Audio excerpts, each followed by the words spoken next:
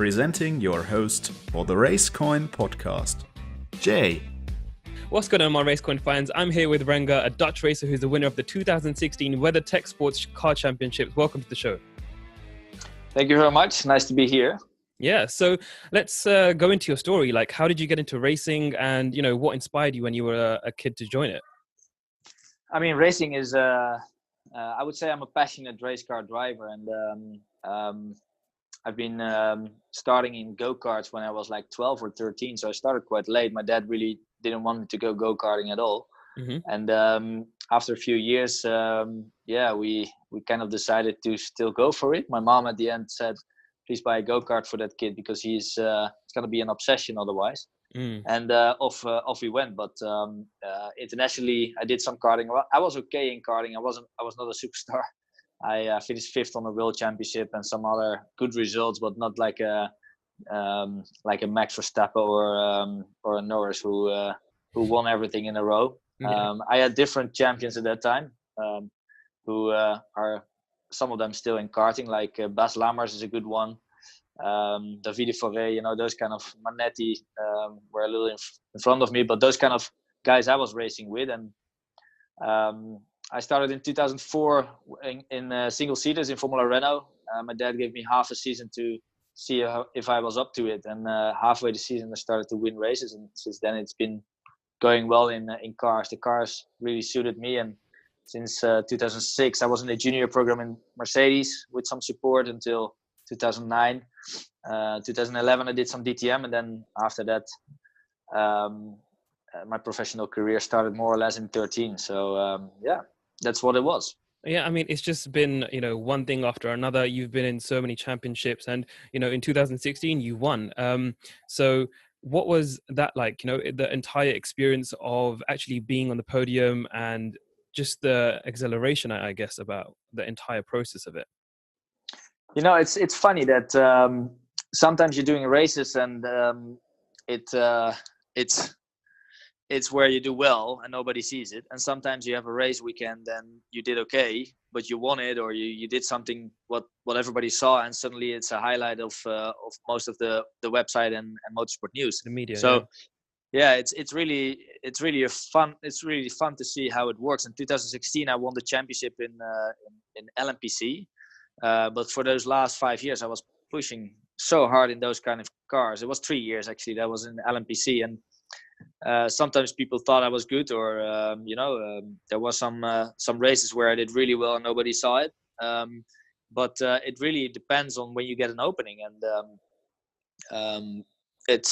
after the winning the championship the year after, there was an opening to go for Visit Florida in the highest category in IMSA, which is the prototype class in the LMP2 at that time. We had a Gibson engine against the DPIs, but at that time they still wanted to balance up the DPIs with the LMP2 machinery, and I got an opportunity to jump in that car. And since then, I've done 1 year with them. I had a win in Laguna Seca with a good pass in the corkscrew, and that's how it highlighted my career. Yeah, transitioned. And since then, it transitioned, and then I got a drive with Wayne Taylor Racing, which is a top-notch team. It's one of the best teams in sports car racing. I think comparable with the top teams in WEC and LMP1. And I'm super proud to be at that spot and start winning races. Yeah.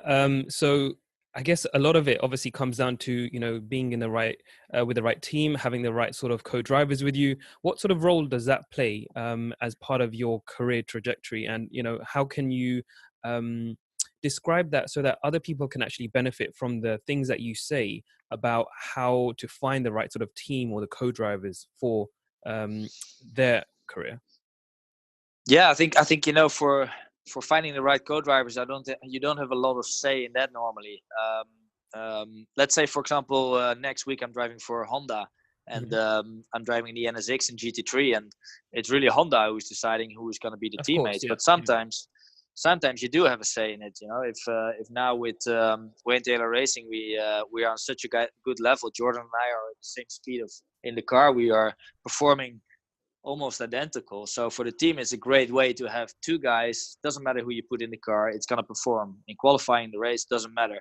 So they don't have to make excuses or compromises in who is going to put in the car, which means if we get a third guy in the car for the long distance races, or somebody of us has to be replaced, then for any reason, then for sure they're going to ask us as well to see who should be the teammate. So then you have a really good say in who's going to be your teammate, because you better have a good cooperation and you better have a good feeling with your teammates. So that's also very good for the team to have teammates working together. So, and then you do have a good say in it. So it really depends on the situation. If it's a one-off, you join in a team where there are teammates and the team, how it's structured and how the manufacturer wants it to be.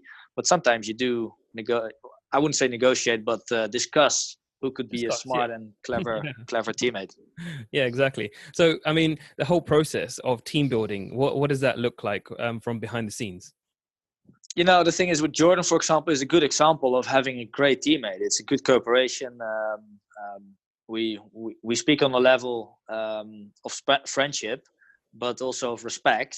We're very open, and you know, there's no question of if I'm telling him something is he good. going to take it in the wrong way? Is he going to exactly say, why did you say that to me, and throw a strop sort of thing? Yeah, exactly. It's about being honest, and honest is always could be a good thing, but it could also be some critical advice, like, hey, maybe you should do this or that, or don't forget this or that. And if you have somebody who feels attacked, then you don't want to say it, then you're going to lose out. You're going to lose out of the opportunity. And what kind of actually, here's another quick question that just occurred. What is the best piece of advice that you've had throughout your career in racing? I think the best piece of advice is normally when you fail, you know, when you do some bad stuff. Yes. Yeah. When something bad happens, that's when you learn the hardest way, but it's the best way normally.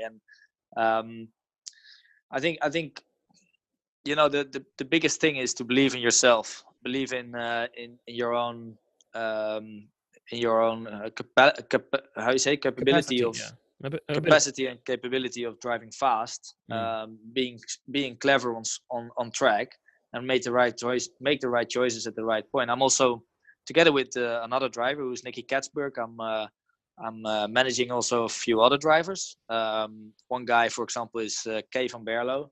He was only 17 last year, did LMP3. And it's funny that because of telling him what is the right thing to do at the right moment during weekends, or talking to your engineer or talking to your team, it always reminds me as well. You start thinking about it, like how you should do it. So you learn from it yourself as well. So it's something what I think advice is something what is very important. And you should always have your coaches. I have different coaches for different things. Something is about racing. I can call this guy for how to drive a race car fast. I can call that guy for technique on the race car, and this is the guy that I like to talk to for my personal stuff. So it's really just trying to get as most information and from everybody and filter it for yourself. I think that's what I learned over the years. Yeah, it's definitely something that you have to kind of apply it to yourself and morph it into your own version of, you know, applying it and doing it. And I guess as a teacher as well, it's one of these things that you feel when you can teach someone, that's when you have really learned something. Until then, you're just kind of, applying it yourself and getting to grips with it as well. So yeah, I guess that really helps. And over the time that you've had as a career, you know, I mean, about 10 years ago, you were in Formula 3, the British Formula 3, right? So how has the industry changed since then, and the motorsport industry, and how has that really changed your mindset towards it as well? I think in the past, it was really about being with one manufacturer, trying to aim for that, maybe 10 races a year, and relying on the manufacturer being nice to you. And I think right now it's, you see it with everything. Everything is open source about information, about cooperation, about it's much more open right now because of I guess also because of the social media and the way we can quickly connect with people. But it's the same thing with careers right now. It's about spreading your chances. So for me, it's the thing that I'm doing right now is trying to be with different manufacturers, being with different teams, and having a nice career out of that. Of course, if you're in Formula One, you cannot do other stuff with it. Only if you're Fernando Alonso, I guess, you can do some other stuff. But I don't think I would see Max Verstappen or Lewis Hamilton doing that because they are in a winning car and they should only focus on that. But if you don't do that, anything else, I think you want to do as much as you want and as you can with different manufacturers and people. And I think that's changed from what it was in the past. And in Formula 3, I was dead serious about going to Formula 1. I was on that route, and I was very narrow-minded. Yeah. What shifted you off that path? Basically, in 2008, I had a contract for GP2 at that point, and a sponsor who was going to pay for it. And after that financial crisis, the sponsor said, "Well, I'm not doing it anyway." So that was a bit of a blow to my career into Formula 1 or approaching to Formula 1. And that really shifted my whole career, my life. I still had to pay some debts from the Formula 3 time where I took a bit of a risk of loaning money. And that's how I also had a cold turkey, no career future, basically. I did British F3 for the first time I was driving for free with high tech. Then DTM in 2011, and I didn't get paid much. It was just a way to survive, and I think also being in DTM was at the end it's a wrong choice. It's a very narrow little bubble, that whole DTM circus, where nobody else but the people in DTM are watching it. And after that, when I got kicked out of Mercedes in DTM because it was all about marketing there. They kept going with the ex Formula 1 car guys to do the marketing well. And after that, in 2012, I had no drive, no sponsorship budget, and I had some debts to pay out. So I started a business for racing insurance. I started a business for people to insure the race cars with me on track, but also drivers. And I've been doing so since 2012, and it got me a way actually back into racing, because I was speaking to all those teams again that I know about their insurances, and they started asking me like, "Hey, are you not driving a race car anymore?" Then I said like, "Well, I don't have a drive. I basically stopped racing, but if you want me to come over, I'll buy my own ticket and I'm happy to drive." I was still obviously very passionate about racing race cars, and that's how it all got started again. I was able to pay off the debts, and I started to make money as a race car driver properly. And at the same time, I started to build on a business. So it's actually been a great experience from going all. Everything's just kind of fitted into place. Like there's been so many things that have gone wrong, but then it suddenly kind of turned right, and you've managed to pay off your debts, and things are good now. So let's talk a little bit about that. How did you manage to deal with those circumstances when you weren't getting paid? When you had to, you had all those debts on your shoulders. What kind of things did you do to get out of that situation? And from a mental perspective, and really kind of create these opportunities for yourself to think, okay, do you know what, I'm going to create an insurance company, or where did that idea stem from? Yeah, it's really what comes by in your path. The good thing about motorsport is that it's full of people who are, I don't know if you've seen the movie Gentleman Driver. Yes, it's on Netflix. Yeah. And it's a great way to see how our world works. The world of sports car racing is full of gentleman drivers who are maybe not the fastest on track, but man, they build on good businesses, and they build on on making things work apart from racing. And just racing, exactly. There are many people who you can kind of jump on the train with and do business with in motorsport, because it's full of them, and they love the racing, they love the business, and it's business is like. Yeah. I spoke to Mike Gauch, for example, and he was talking about his experience with, how he managed to, recently win as well in Le Mans, and his experience of being able to distribute his time between his business and then racing as well. And it's a tight-knit community in one sense, where people know each other, and it's easy to kind of make word spread as well. Yep. So that's really good. And I guess you've used it to your advantage to really kind of make things work out for yourself. So does that now give you that sense of financial security and stability to kind of race a bit better? Does it affect the way you race? It does affect the way I race, for two reasons. Because I'm looking at every car that goes off, like how much of claim damage that will be. So that's the crazy part about it. I had a big crash in Macau when we all got in pile up. You remember that one in I think it was last year or the year before, that we all crashed in one of the quarter half of the field, or 90% of the field was in that crash, and I was in the middle of it. and I insured 10 cars of it. So I was looking around like, wow, this is not good. I mean, this is a tough yeah, day. this is bad. Yeah, it's good. Not a good day at the office. Yeah. First of all, I'm out of the race, so no points for that. And second of all, there's a lot of claims gonna come in this weekend. But at the same time, And then like you can't even say, I "Oh, actually, no, it was the other guy's fault. It's your fault." No, yeah. when you're stuck in it, you can't even deny. No, exactly. Insurance Yeah, it's company. not good at all. But Yeah. at the same time, it's what was your question again? I mean, it's part of it. How you look at racing that way, as an insurance company broker. At the same time, I'm looking at a different way where it gives me a really good other view of how the world works. If you're just in racing and you're a race car driver, you go from the gym to your pasta and your chicken, and then you eat your pasta chicken meal, and you go back to the gym, and then you go racing in the weekend. But I think it's much more interesting for me right now to also think about something else, run a business. I have a very good colleague at that business. It's Gullwing Racing Insurance, what we have, and it's it's a good way to get distracted from just being a race car driver and also learn something about how to deal with rules and all governments and that kind of other normal Other aspects of the industry, stuff. basically, yeah. And where does the future now sort of lie for you in the next 5 to 10 years? Is it something that you're planning for, or are you just going, year to year based on sponsorships and the kind of things that have happened in the past? Well, my life changed a little bit when I got 2 kids, which is a fantastic experience. I have a little daughter and a little son now, 2.5 years old and 4 months, 5 months almost, Mm-hmm. the boy. And so for sure, leaving the house is a little bit more hard. Yeah. At the same And time, traveling I'm as well, getting right? You got to spend weeks at a time away at least, right?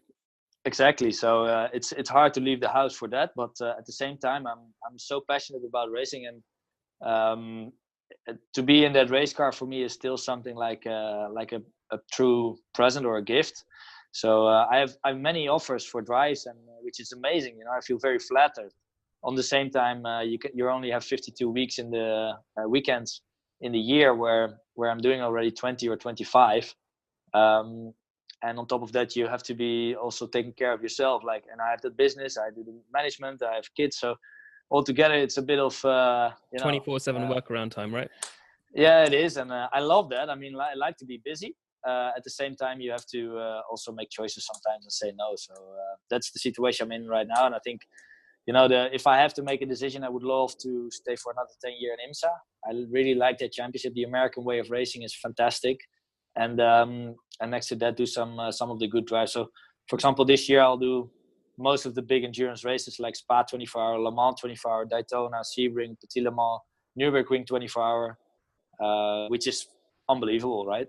Yeah, I mean, it's just very, very fortunate to be having these opportunities, and obviously, no taking away from your drive, your work ethic, and the things that you've done to get there as well, right? So it is definitely a testament to how hard you've worked throughout your life as well. On a more of a lighter note, you've driven and competed in so many different places that you've driven the Cadillac, the Lamborghini. I mean, there's so many different cars. So, what is your favorite and why? Well, right now it's the Cadillac. I mean, we won Daytona with it, the 24-hour of Daytona, and it's just such a beautiful car. How Wayne Taylor Racing striped it up, but also the way how it drives is just like Sebring on the bumps. There, it's you need a good car to be competitive in Sebring, and that car was like a warm bath again this weekend. So Nice. it's definitely my favorite car. That is awesome. And so one last thing, if you could leave a message to the fans, right, and tell them about something that you would like to share about your journey, what would that be? I mean, to the fans, I can only say thank you for being out there and being with us. I mean, Sebring on the Saturday, every time there was a bit of a safety car or relax mode, I looked around and you couldn't believe how much people there were on the side of the track. And it doesn't matter if it rains, if it's sunny, if it's hot, if it's cloudy, if it's humidity. It's fantastic to see all those fans. And even in the airplane going back to Holland to Amsterdam, it was full of marshal who are so passionate about coming over there and being marshalling on the track. So for us, it's just fantastic to see so many people involved. And I hope people keep coming to the track, because obviously you can feel and see already a lot on Twitter, Instagram, and everywhere. And the but energy it's not as well. good as on the track. Yeah. Yeah, nothing beats the raw, right? Yeah. So it's great to have everyone involved, and they can always come by and say hi and make a chat to me. So I would invite everyone to come over. That's great. Thank you very much for being on the Racecoin podcast, Renger. It's been a pleasure having you. Thank you very much. Same to you guys. See ya.